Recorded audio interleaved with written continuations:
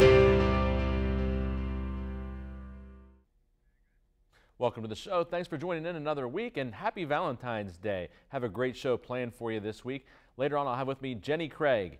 No, not that Jenny Craig, but Jenny Craig, who is a teacher at Wheeling Middle School and who is also the president of the Ohio County Education Association and also one of the founders of the West Virginia United Caucus. We'll be talking all about the things that have happened the last year and a half with respect to the teachers and the bills that are in the legislature, and a recent trip she had to Seattle, talking about unions and the history and things of that nature. But first, we'll start off with some of our usual features. And although it's Valentine's Day week, not a lot of love in the city of Bel Air here in the last week. Tough week for the city. First of all, announced, of course, about a week ago that St. John High School will be closing at the end of this school year. I know very disappointing news for a lot of people. A lot of proud history with that school, a lot of proud alums from that school that I know, and hate to see it close, but the enrollment has dwindled to the point where it's basically in the 40s. And the Diocese of Steubenville decided it was time to close that school. And now this week, it was announced that Belmont Hospital in Bel Air will be closing. Of course, that hospital owned by Wheeling Hospital, of course, owned by the Diocese of Wheeling-Charleston. And they've made a decision that that hospital will close. Some of the affiliated entities will remain open. Some of the centers, healthcare centers they have, but tough week for the city of Bel Air. And now, of course, the question remains, what will happen with respect to St. John Grade School? They're saying for now it will remain open. They'll look toward a plan to its viability or whether it can be viable, but going to be awfully tough because they were actually sharing the building with St. John High School, and now with the tuition from those students that will be gone, tough to keep the place running. So it'll be interesting to see what happens there, but I would expect that before too long we will hear that perhaps St. John Grade School will not make it either.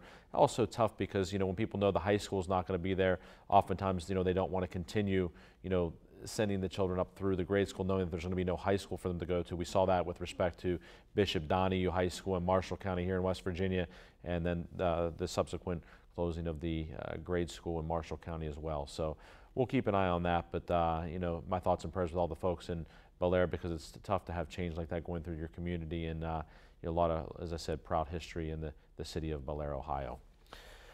As I mentioned, Valentine's Day this week, and rather than give you a quote like I normally do, I thought I'd give you 3 quotes because I thought these were all particularly appropriate for different reasons. The first is, all you need is love, but a little chocolate now and then doesn't hurt. And that's from Charles M. Schulz, who, of course, was the creator of the Peanuts and always Charlie Brown and Snoopy, and the Valentine's Day special is always one of my favorites to watch with my kids. And I thought that was a great quote from him because, it really is about love, Valentine's Day, but sometimes those little gifts, and they don't have to be big things, chocolate, the flowers, things like that do help. But then, the next thing is important too, and this comes from Bill Keane, another cartoonist, and he said, they invented hugs to let people know you care without saying anything. And that's a great one too. You don't have to go out and buy something. Just giving someone a hug is a way to let them know you care about them, the way you love them. So great quote there from Bill Keane. And then this one from Maya Angelou, famous poet. So many great quotes from her. But she said, if you have only one smile in you, give it to the people you love. So, a great one there from her. So, chocolate will do. If not, maybe a hug. If not, then maybe just a smile. And I think it's important to remember that Valentine's Day isn't just for husband, wife. It could be about anybody that you care about. It could be for your kids. Let them know that you love them. Let friends know that you love them, that you care about them. Parents, family members, co-workers, whoever it may be that's important in your life, wish them a happy Valentine's Day. Let them know that you care. And try to keep that in your heart throughout the year and maybe make the world a little bit better place. So, even though Valentine's Day is about love, I'll give you a legal tip this week because sometimes it doesn't always work out. And the question may be, a lot of proposals this time of year, a lot of engagements, and sometimes that just doesn't work out. There might be an engagement and then it's called off before the wedding. And if that happens, what happens to the engagement ring? Who gets the ring? Different states handle that different ways. In some states, the person who gave it gets it back. In other states, it's considered a true gift and the person gets to keep it. Some states look at fault, some don't. Most states do consider it to be what's called a conditional gift. In other words, it was conditioned upon the marriage taking place. If the marriage doesn't take place, then the person who gave the ring gets it back. That's how most states handle it. Although some say, look, the acceptance of the proposal, of the saying, yes, I will marry you, is the acceptance. So, most states don't handle it that way, and I think that's for good reason. But, will you ever really get it back? I don't know. Does it make sense to go into a court to try to get the engagement ring back? Most people aren't going to probably spend the money it would take on a lawyer to get the ring back, because you might spend just as much or more in legal fees. But just be aware that, if the engagement doesn't work out, you may have to give the ring back. So, don't be thinking that it's yours necessarily to keep. But hopefully, if you say yes to an engagement proposal, it ends up working out. We need to take a break. When we come back, I'll have my guest with me, Jenny Craig. We'll be talking all about things going on with the teachers. Stay with us here on the Jamie Bordas Show. When reviewing your oil and gas offers or royalty check statements, do you wonder, am I being offered a fair amount? Do I feel comfortable reading the statement? Do I have peace of mind? If you answered no to these questions, you need Bordas Mineral Management. Our passion is helping mineral owners protect and expand their mineral wealth. Our examiners tell you whether you're being treated fairly and getting paid what is rightfully yours. Bordas Mineral Management. Be protected. Have peace of mind.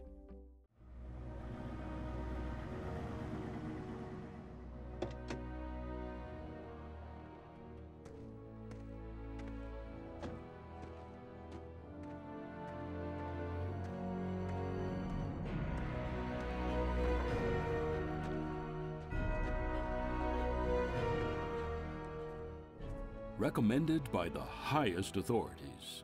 Danoon Lumber. Looks like a bad one's coming. Yeah. Right?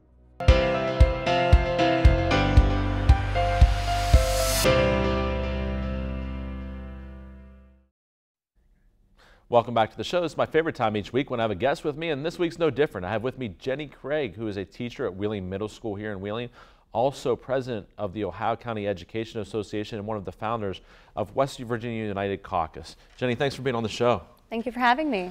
You just took a big trip out to Seattle, asked to come out there and be a part of a big, really celebration of the centennial of the Seattle General Strike. And West Virginia teachers have gotten so much attention over the last year that they said, hey, we want someone to come out here and be a part of this celebration of unions and the strike that happened 100 years ago. It was an incredible experience, one that to say that it moved me would be an understatement. It was incredible to be a part of a panel and to speak as a West Virginia teacher, not just about our own experiences in West Virginia and the gains that we've made and, of course, still really fighting for our students' needs, but also to talk about the Red for Ed movement that just swept across the country after our work stoppage last spring. I didn't know much about this Seattle General Strike. I was asking a little bit about it before we came on the air, and apparently the whole city went on strike 100 years ago. I'd never heard about that. Yeah, and so that was one of the biggest times in history that a solidarity strike has happened, and so it was centered around shipyard workers, longshore workers, and so the entire city, the Central Labor Council in that area, voted to go on strike in support of the shipyard workers, to gain a fair wage, to have affordable housing, affordable living, many of the things, unfortunately, we are still fighting for today. And Seattleites, people in Seattle, are unfortunately still fighting for those same things today. Affordable housing. I was really moved by the difference, the disparity in income in Seattle, in the city. And I didn't expect to see so many million-dollar condos and then on the same block, so many tents. The homeless population in Seattle is just absolutely sobering. And that's something I didn't expect and didn't anticipate, to realize that the effect that big business, a lot of these corporations came in, bought up land, tore down and built million-dollar condos, or upwards of 5,000 or more a month, and really inflated the housing market. And so there is very, very little affordable housing in and around Seattle and the surrounding communities, and therefore there's a large population of working poor, working homeless, who are oftentimes working 1, 2, or more jobs and still cannot afford housing. So same struggles that we're fighting today, same struggles that working people, that's why now more than ever it's important to continue these movements. And really a resurgence was seen after West Virginia teachers did their work stoppage last spring. Well, you know, it was interesting to me. You mentioned you'd never been on a plane before going to Seattle last week, and you know, here it is. We have a West Virginia teacher from right here in Ohio County, never been on a plane before, and last year, just because you're trying to fight for yourself and for your coworkers and all those types of folks, now people from around the country are looking and seeing what you did right here in West Virginia and saying, you know, look, now people are doing this in other states. Look what's happening here. Look what's happening in California. Look what's happening in this state. And it all kind of got started right here in West Virginia. I mean, it's pretty cool. It's been an incredible experience. And with that, to continue to build on that grassroots movement that we saw, that we had, you know, the true just organically happen during our work stoppage last year, during the teacher strike. I have had the incredible opportunity to meet teachers throughout the country. We had a conference this summer in Athens, West Virginia, and met so many teachers from Arizona, Oklahoma, all with the same struggles, all trying to fight for what's best for their students in their classrooms.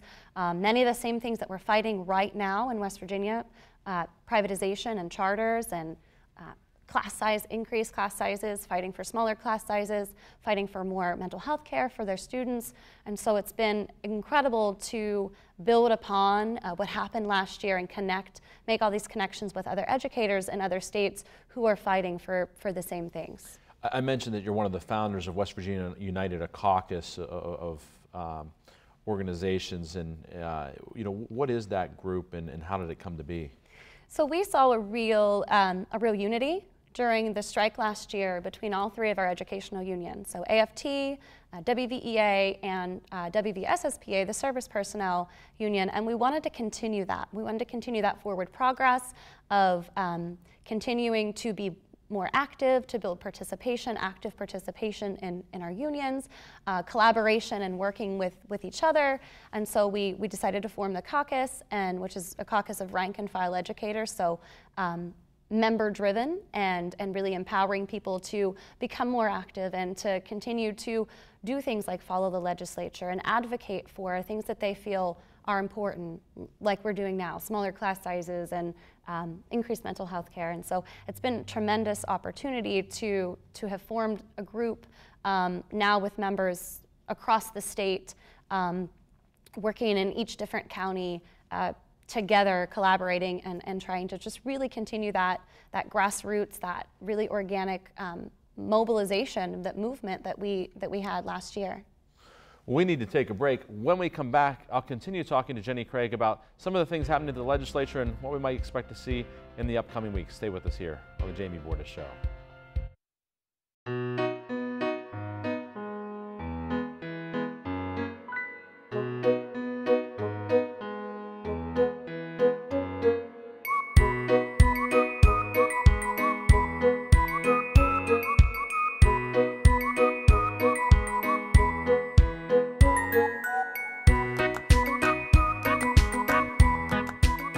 You earned it. Let us help you save it. Belmont Savings Bank. Focused on your future. So, how was your first day? Long. So, Josh asked me about you. Daddy's home. Go get him.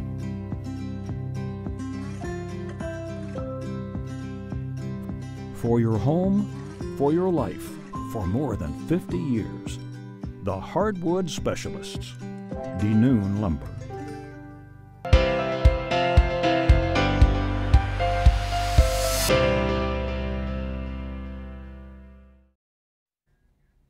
Welcome back to the show. I've been speaking with my guest this week, Jenny Craig, who is a special education teacher at Wheeling Middle School, also president of the Ohio County Education Association and one of the founders of the West Virginia United Caucus. And you know, talked about the work stoppage a little bit last year that took place, and that had to be a tough thing. You know, I don't think people realize that as a teacher, you know, you feel like, you know, I got into education for a reason. I want to be there for my students. I want to be there for the parents, and now we're not in the school. I mean, what was that like for you and the other teachers?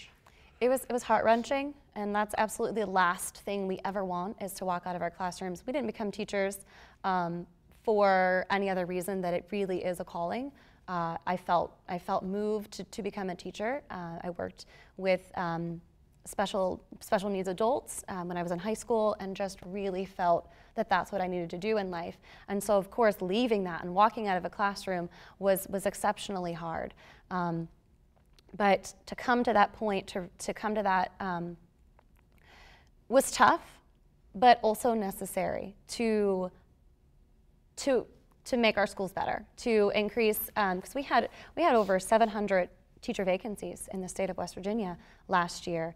We're losing teachers every day to outlying states. And in Ohio County and in our region, we don't have that problem that much, but it is slowly creeping in. But in some parts of the state, there are children, there are boys and girls that go through their entire school day without a certified, a qualified teacher, because there are substitutes in their classrooms, because teachers just simply can't afford to take out student loans and to become teachers in West Virginia. I thought one of the interesting things, Jenny, was that it didn't just end with the work stoppage for teachers. And I felt like for the first time in perhaps decades, that teachers really let their voice be heard and showed the power that they have when they come together through the 2018 general election. I mean, when you saw the changes that happened, you know, gains in the legislature for the Democratic Party, pro-education individuals being elected like Bill Ehlenfeld here in the 1st Senatorial District. And, you know, I saw people like you and others out campaigning for Bill, you know, and out holding signs and going door to door. And I think it's the first time in a long time that teachers realize, hey, we can really make a difference here if we come together and do this. Yeah, and that's absolutely, we didn't get to be, you know, 49th in the nation overnight. Unfortunately, you become so busy in your classroom and the day-to-day things that you become not complacent, but, you know, that it becomes the last thing in your mind. And unfortunately, teaching has become politicized lately. But we were able to make some incredible gains in the Northern Panhandle. We worked really closely with our brothers and sisters in all of the labor unions in our area, which is something we never really, I didn't personally feel a part of before. And so I think one of the biggest gains that, you know, we made during the teacher strike is just the sense of unity. That we all are workers, and we all can stand together and make real positive, lasting changes in our communities. And elections are an incredible step in that process.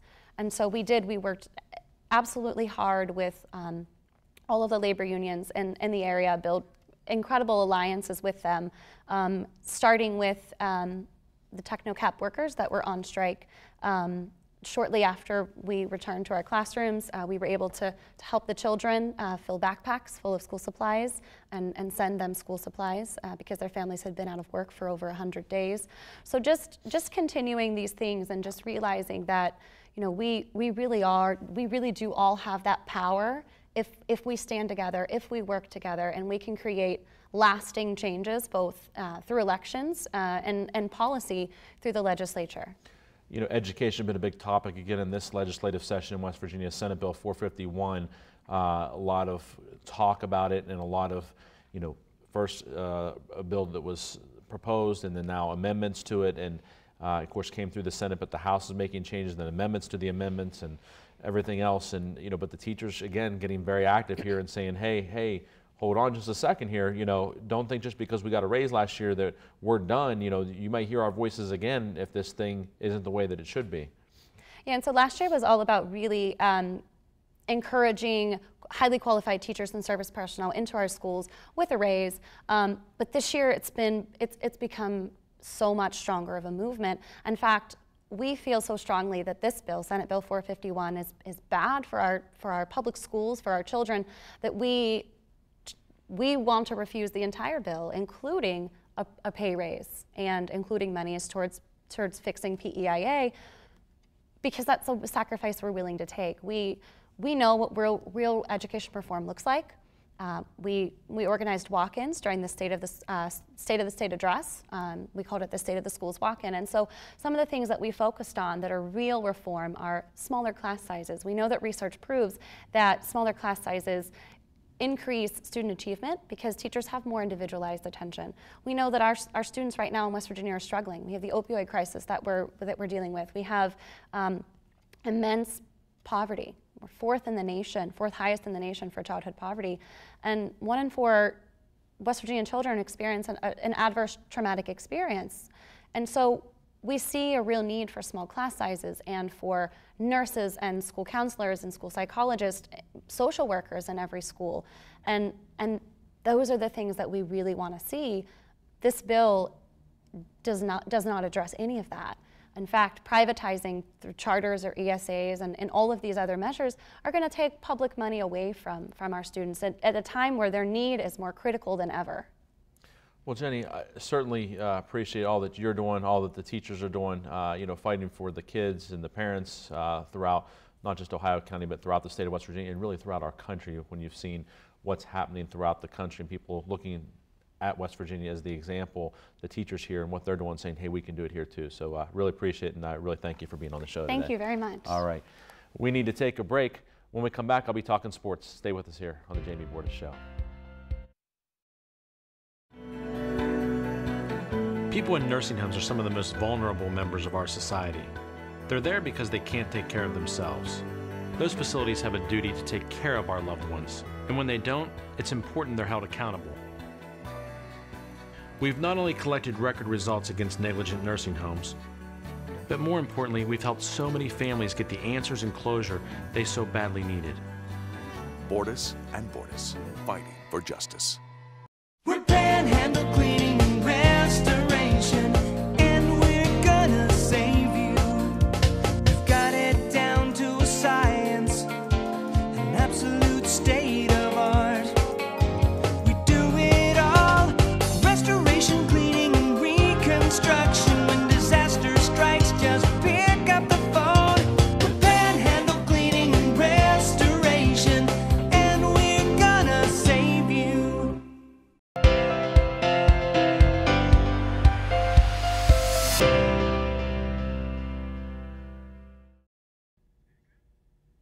Welcome back to the show. It's time to talk sports, and like so often, we'll start off in Pittsburgh with the Pittsburgh Steelers. Antonio Brown now reportedly asking for a trade from the Pittsburgh Steelers, and you know the Steelers are really going to have a decision to make here, because what people may not realize is that it doesn't really help the Steelers a whole lot to trade Antonio Brown in terms of money, because of his signing bonus and everything else. They really still have almost the same salary cap hit, whether he's on the team or not on the team, whether they trade him or not. So they don't gain a whole lot, only $1 million or $2 million by trading him. And so the question really comes down to, do they feel like he's so poisonous at this point that it's just a detriment to have him around, regardless of whether it's still costing them almost as much money? You know, I think they got to find a way to figure this out. You know, I've said before, you've got two of the most dynamic players in terms of skill in the league, and Antonio Brown and Le'Veon Bell, both of whom have either not refused to play for the team or perhaps not going to play for the team at some point or another, and may both be done in Pittsburgh. And to me, that comes back to management has got to figure this out. You miss on so many players in the NFL. You know, you draft a guy in the first round, he turns out to be a bust. You draft a guy, he gets injured. You draft a guy, he has a couple good years, then fizzles out. It's rare that you find the guy, particularly in the 6th round like Antonio Brown, unless Tom Brady perhaps, who was also a 6th round pick, but it's rare that you find a guy in the 6th round that ends up being a Hall of Fame type player. When you do, you better do everything in your power to keep those guys happy, to make it so that it's a good situation for them. And that's particularly true with Le'Veon Bell, who was a 1st round pick. And look, you know, what it comes down to, he wants some more money. People say, oh, he's being greedy. He's being this. Look how many millions he already makes. Do you realize that the Steelers are like $1 billion franchise? How about how much money the owners make? You know, they're making a ton of money. You know, and when it comes down to it, you're not willing to do it over maybe a guy wanting another year guaranteed or something like that. It's just crazy when you have like $1 billion business to let something go over a little bit of money here or there with respect to your top line players. You can't do it with everybody, but when you have a guy that comes around that may be a once in a generation type back or a once in a decade type back like Le'Veon Bell, who can run the ball, you can line up out at wide receiver, can catch the ball, who can be an every down back, who seems to be, you know, pretty durable for the most part. He's had a couple of injuries here and there, but nothing long term. You know, you find a way to get it done with those people, whether it's in football or just in business. You take care of your best employees, reward them, show them that you care. And they're obviously not doing a good job of either making them feel like they care, making them feel like they're well rewarded, or whatever it may be. And it's sad to me to see the Steelers, who had this nucleus of Ben Roethlisberger, Antonio Brown, Le'Veon Bell, and it may be down to just Ben. Yeah, James Conner. I like James Conner. What a great story with him surviving cancer and then going on to be an NFL pick and having a good season last year. But he's just not the same type of dynamic, explosive player that Le'Veon Bell is. And I love Juju Smith-Schuster. I think he's going to be a great player for a long time to come. But that doesn't mean you just want to not have a guy on the other side of the field, because Juju's opportunities won't be there as much without teams having to worry about Antonio Brown there.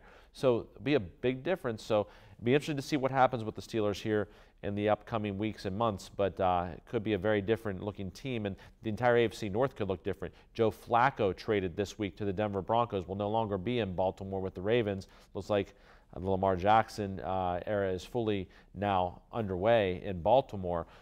So no more Joe Flacco. And of course, the Browns and the Bengals will both have new head coaches this year. So the entire AFC North could look very different. And the Browns are really looking to make a run to be the team in that division for years to come. They've got a good young nucleus and really came on, last year. Baker Mayfield, just a winner. So a team that the Steelers will have to contend with. So, the draft will be here before we know it, in free agency, et cetera. So we'll watch and see what happens in the upcoming months. Speaking of turmoil, WVU basketball, when you thought things couldn't get any worse, they kick off 2 starters off the team, Asa Ahmad, the only senior on the team, and also Wesley Harris. It looks like the Mountaineers have officially thrown in the towel in the season, and maybe for good reason.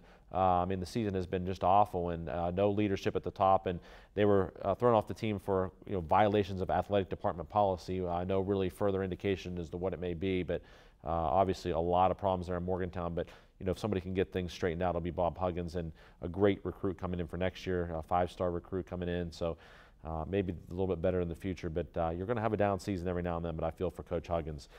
Don't feel for West Liberty University's men's basketball team. They're doing great, ranked number 2 in the country in the most recent poll in Division II, and sitting just behind them at number 4 is Nova Southeastern, coached by former West Liberty coach Jim Crutchfield. So shaping up to be an interesting Division II postseason. And of course, the Mountain East Conference tournament will be here before we know it in early March at West Banco Arena in Wheeling. We talked all about that last week on the show with Denny Magruder, who's the head of West Banco Arena. So that'll be exciting.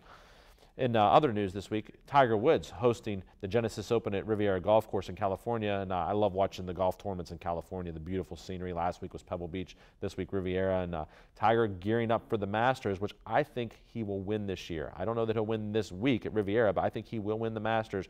Right now, 8-1 odds on Tiger Woods at the Wheeling Island Casino, and you can use the new Bet Lucky app if you're anywhere in the state of West Virginia to place that bet. It's kind of cool. Sean Fluharty very involved with getting legalized gambling, sports betting here in West Virginia, and people starting to use that app and really enjoying being able to do that from wherever they are in the state of West Virginia. But there are odds on just about everything, including the Masters and other events and things like that. So kind of cool to see. And the NBA All-Star Game is this Sunday night, 8 o'clock on TNT. I'll take Kevin Durant's team. I think he has got the better roster there, but excited to watch Steph Curry and the other team going against Kevin Durant, his teammate on the Golden State Warriors. That's all the time we have this week. Thanks for joining in. Appreciated Jenny Craig being here. We'll see you again next time on the Jamie Bordas Show.